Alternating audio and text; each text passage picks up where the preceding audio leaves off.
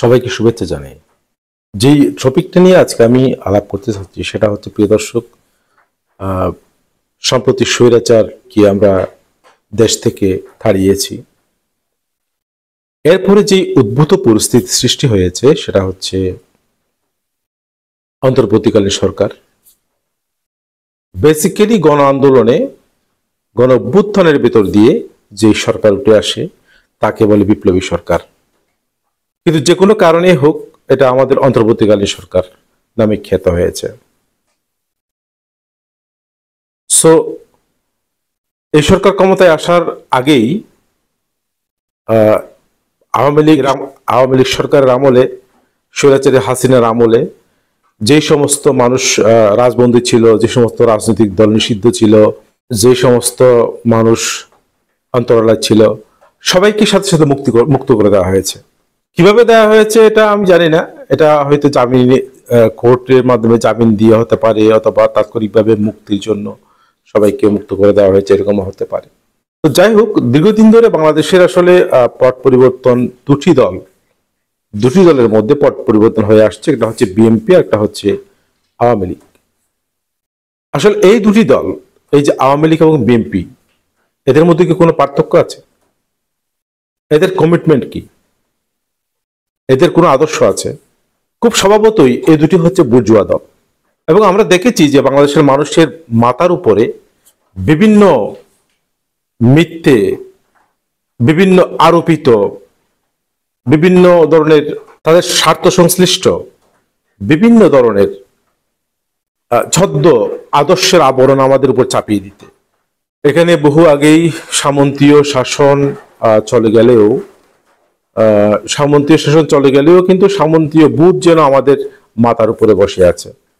আমরা বারবার এই বুর্জোয়া রাজনীতির কাঠামোর ভিতর দিয়ে আমরা সামন্তীয় রাষ্ট্রীয় কাঠামোর চর্চা করে থাকি সাধারণত। তো যে কথাটা বলছিলাম, যে আওয়ামী লীগ যাওয়ার সাথে সাথে এদেশে বিএনপি বা জামাত ইসলাম বা আরো যেই ছোটখাটো অন্যান্য দলগুলো আছে সবাই চলে এসেছে মাঠে।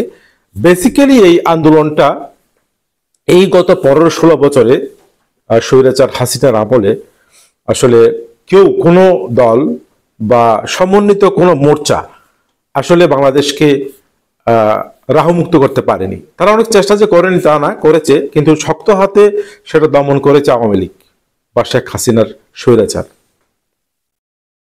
কিন্তু এখন বাংলাদেশ মুক্ত হলো ছাত্রদের হাতে, আসলে আমরা নিজেরও চেষ্টা করেছি এবং বহু পাঠচক্র, বহু ধরনের ছোটখাটো আন্দোলনের পরিকল্পনায় আমরা দেখেছি যে আসলে স্বৈরাচারের যেই নক্ষদন্তময় চেহারা, সেটার সামনে আসলে কিভাবে আমরা আগাবো।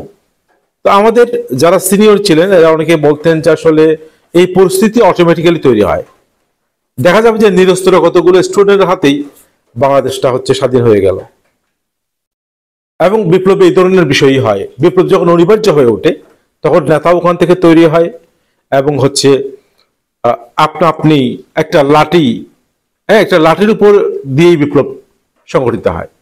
তখন স্বৈরাচারের জমানো যেই মারণাস্ত্র আছে, সবগুলো ব্যবহার করেও কোনো কুল পাওয়া যায় না। যেমন শেখ হাসিনা সরকারের যেই মারণাস্ত্র সম্ভার, এগুলো যেন সবগুলো জনগণের বিরুদ্ধে ব্যবহৃত হওয়ার জন্য শিখে নিয়েছিল। চিন্তা করেন, একটা রাষ্ট্রে আপনার রাষ্ট্রীয় সম্পদ, রাষ্ট্রীয় অর্থ ব্যয় করে অস্ত্রশস্ত্র কেনা হচ্ছে রাষ্ট্রের মানুষকে মারার জন্য। এটাই ছিল হচ্ছে শেখ হাসিনার পলিসি। শেখ হাসিনা তো কোনো রাষ্ট্রের, আসলে আমাদের সীমানা যে রাষ্ট্রগুলো ছিল সেখানে তো কখনো স্ট্রংলি দাঁড়াতে পারেনি, না ইন্ডিয়ার বিএসএফ এর বিরুদ্ধে, না বার্মার আরাকান আর্মি বা বার্মার যেই সেনাবাহিনী আছে তার বিরুদ্ধে। আমাদের তো যথেষ্ট আর্মি ছিল, আমাদের যথেষ্ট বিজিবি ছিল, যাকে বিডিআর বলতাম, এবং আমাদের পুলিশ বাহিনী আছে, আমাদের র্যাব আছে, আমাদের কিন্তু বাহিনী কম নেই। বাহিনীগুলোকে তিনি তার দেশের যে নাগরিক, সাধারণ নাগরিক, তাদের বিরুদ্ধে ব্যবহার করেছেন, তাদেরকে দমাতে ব্যবহার করেছেন। এবং শেখ হাসিনার এই নীতিটা ছিল খুবই জঘন্য প্রকৃতির একটা নীতি। পৃথিবীর সব স্বৈরাচাররা এটাই করে। তো যে কথাটি বলতেছিলাম, যে আওয়ামী লীগ চলে যাওয়ার পরে মাঠে আমরা দেখলাম যে জামাত এবং বিএনপি চলে এসছে। এবং বিএনপি সেই আগের পুরানো যে তারা তো আসলে বিএনপি তো আসলে পতিত স্বৈরাচার। বিএনপিকে অনেক কষ্ট করে দেশের মানুষকে আওয়ামী লীগের সহযোগিতায় তাড়াতে হয়েছে। তারাও নানা ধরনের ক্ষমতাকে ধরে রাখার নানা ধরনের ছলচাতুরি শুরু করেছিল এবং ক্ষমতাকে কুক্ষিগত করে তারা নানা ধরনের অপকর্ম করেছে। সেটা হাওয়া ভবন নামের যে একটা ভবন করেছিল, সেই হাওয়া ভবনের মধ্যেই তারেক জিয়ার নেতৃত্বে সমস্ত জিনিস হয়েছে আমরা জানি, সেগুলো প্রমাণ আছে, এটা বানানো কথা না।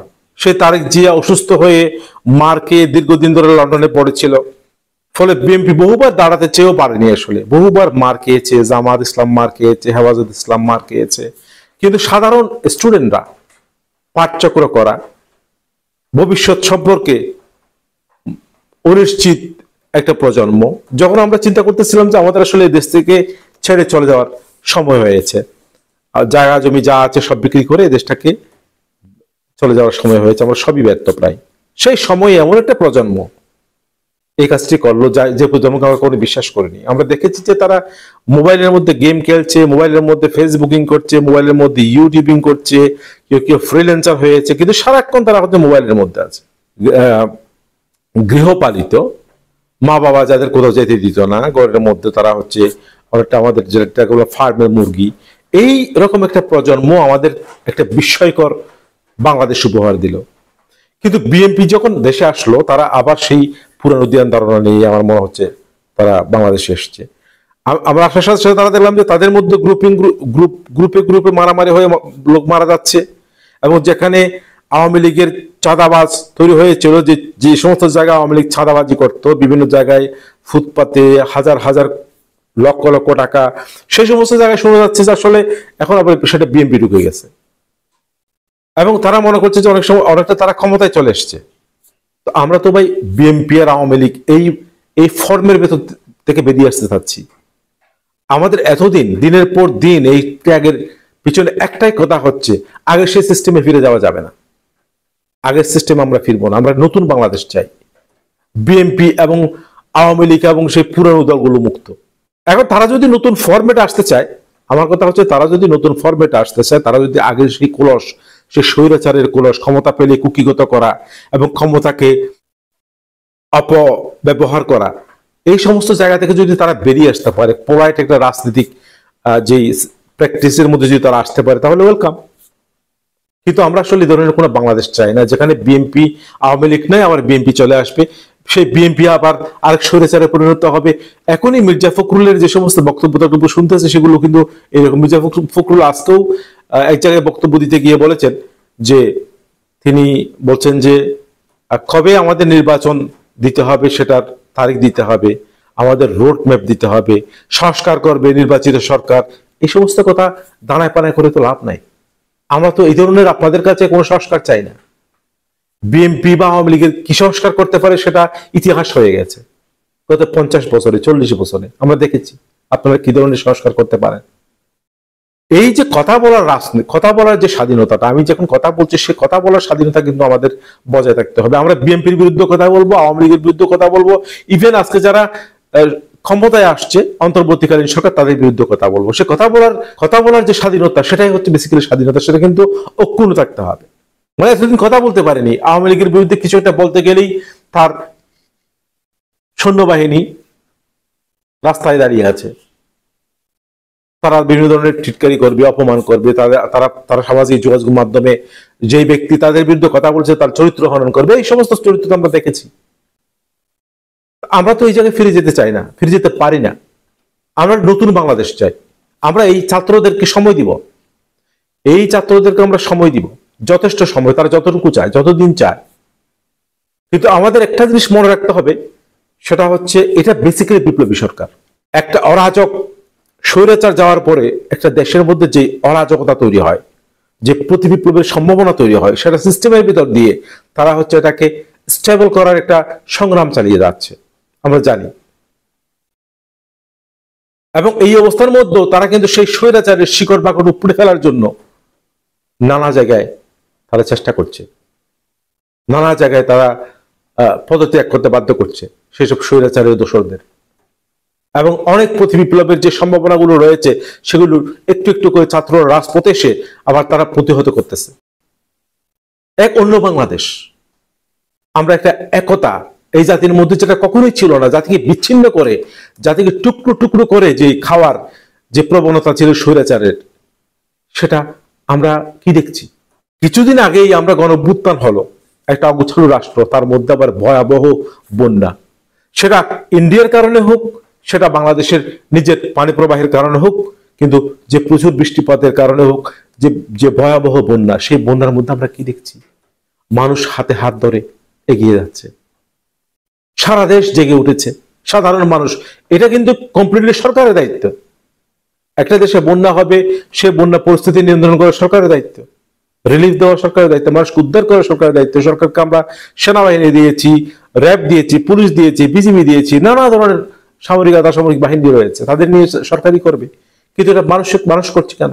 মানুষ স্ব উদ্যোগে, যেই উদ্যোগে, যে ফোর্সে একজন পিতা তার সন্তান যুদ্ধের মাঠে যখন তার সন্তান বিপ্লব করতে গেছে, তার সন্তান যখন দাবি আদায়ের জন্য আন্দোলনে গেছে, তখন সেই সন্তানকে ফিরিয়ে না এনে পিতাও সন্তানের সাথে, মাতাও সন্তানের সাথে রাস্তায় গিয়ে আন্দোলন করছে। এরকম একটা সুন্দর বাংলাদেশ আমরা দেখেছি। সেই একই মানুষগুলো কিন্তু এই যে বন্যার, এই যে 10-12টা জেলার মধ্যে যে ভয়াবহ বন্যা, স্মরণকালের স্মরণাতীত এই বন্যার মুখোমুখি হয়ে কেউ রিলিফ নিয়ে তৈরি হয়েছে, কেউ মানুষকে উদ্ধার করার জন্য বোট নিয়ে যাচ্ছে, স্পিড বোট ট্রাকে তুলে সারা দেশ থেকে নোয়াখালী, ফেনী, কুমিল্লা, ব্রাহ্মণবাড়িয়া সবখানে চাপিয়ে পড়ছে। হয়তো পারছে বা পারছে না, এটা পরের কথা, কিন্তু মানুষের এই যে উৎসাহটা, এই যে উদ্যোগটা, এই যে উদ্যমটা, এটার দাম কিন্তু অনেক, এটার দাম কিন্তু টাকা দিয়ে গোনা হয় না, এটা অমূল্য। আমরা এইরকম একটা বাংলাদেশ চেয়েছিলাম। সো এইরকম একটা বাংলাদেশের মধ্যে তারা কাজ করতে গিয়েও আপনার সেই যে পুরনো দলগুলো, বিএনপির নানা ধরনের শক্তিমত্তা তারা প্রদর্শন করছে, ছদ্মবেশে স্বৈরাচার এখনো রয়ে গেছে। কেন? এইরকম বাংলাদেশ তো আমরা চাই না, চাইনি। এইসব স্বৈরাচারী মানসিকতা আমরা চাই না। আপনাদের এইসব গুণগান, এইসব এক নেতার এক পরিবারের গুণগান, এগুলো আমাদের জানা আছে, আমরা আর কত শুনবো? আমরা এগুলো শুনতে চাই না। বিএনপি আওয়ামী লীগ বিএনপির বিকল্প, এরকম কোন সিস্টেম আমরা যেতে চাই না। আমরা একটা মানবিক বাংলাদেশ চাই, যেখানে সমস্ত ধর্মের মানুষ তাদের ধর্ম পালন করতে পারবে, কেউ কারো ধর্মে বাধা হয়ে দাঁড়াবে না, কেউ কারো অসুবিধা করবে না। আমরা একটা বাংলাদেশ চাই। যুগ যুগ ধরে বাংলাদেশে মুসলমান, হিন্দু, বৌদ্ধ, খ্রিস্টান, এই যে সহনশীলতার একটা পরিবেশ। 1971 সালেও যখন পাকিস্তান হানাদার বাহিনী এখানে এসেছিল, তখন তারা এদেশের মুসলমানদেরকেও হিন্দু বলতো। কেন? আমরা হিন্দু মুসলমান বিভেদ করিনি কখনো। এবং তখনকার যে আমাদের স্লোগানটাই ছিল এরকম, হিন্দু, মুসলমান, বৌদ্ধ, খ্রিস্টান আমরা বিচার করিনি। সমবেতভাবে আমরা স্বাধীনতা চেয়েছি। জাতি থাকুক, হাজার হাজার জাতি থাকুক, একটা জাতিতে তাদের পরিণত হতে হবে এমন কোনো কথা নেই। নানা ধরনের কালচারে বিকশিত হোক এদেশের মানুষ, নানা ধরনের সংস্কৃতিতে বিকশিত হোক, তাতে কোনো বাধা নেই। এরকম একটা রাষ্ট্র আমরা চাই। এবং যে কোনো বিষয়ে, যে কোনো জায়গায়, যে কারো আমি কথা বলবো, আপনি আমার মুখে হাত দিতে পারবেন না। আমার বাক স্বাধীনতা, বিএনপির বিরুদ্ধে, তাদের অন্যায়ের বিরুদ্ধে, তাদের অপকর্মের বিরুদ্ধে, আওয়ামী লীগের বিরুদ্ধে, তাদের অপকর্মের বিরুদ্ধে, জামাতের বিরুদ্ধে, তাদের অপকর্মের বিরুদ্ধে যদি করে থাকে, তাহলে সে কথা আমাকে বলতে হবে, আমার ওকে বলার স্বাধীনতা দিতে হবে। আমি বললাম বলে যে আমি তাদের শত্রু হয়ে গেলাম, এই ধরনের মানসিকতা এখানে আর লালন করা যাবে না। আমি এরকম বাংলাদেশ আমরা চাই না। ডক্টর ইউনূস এনজিও ব্যক্তিত্ব আমরা সবাই জানি, এবং এনজিও সম্পর্কে নানা ধরনের কথাবার্তা আছে, সবকিছুই আমরা জানি। কিন্তু ডক্টর ইউনূসের বিশ্বব্যাপী যেই ফিগার তিনি হয়েছেন, বিশ্বব্যাপী তার যে সুনাম ছড়িয়েছে, বিশ্বব্যাপী তার যেই থিওরি এবং তার কথাবার্তা, আমরা তাকে বিশ্বাস করতে চাই। এবং আমাদের ছাত্ররা তাদেরকে বিশ্বাস করেছে, যারা সেই স্বৈরাচার 15 বছরের নিঃশ্বাস নেওয়ার ক্ষমতা আমাদেরকে ছিল না, আমাদের নিঃশ্বাস ফিরিয়ে দিয়েছে, সেই স্টুডেন্টরা আমাদের পথ দেখাতে পারবে। আমরা সেই আশায় দেখি, সেই স্বপ্নই দেখি। এই ছাত্রছাত্রীর ভিতর দিয়েই আমরা বাংলাদেশটাকে দেখতে চাই, একটা নতুন এরা, এক নতুন যুগ, একটা নতুন বাংলাদেশ। সাথে দেখার জন্য সবাইকে ধন্যবাদ।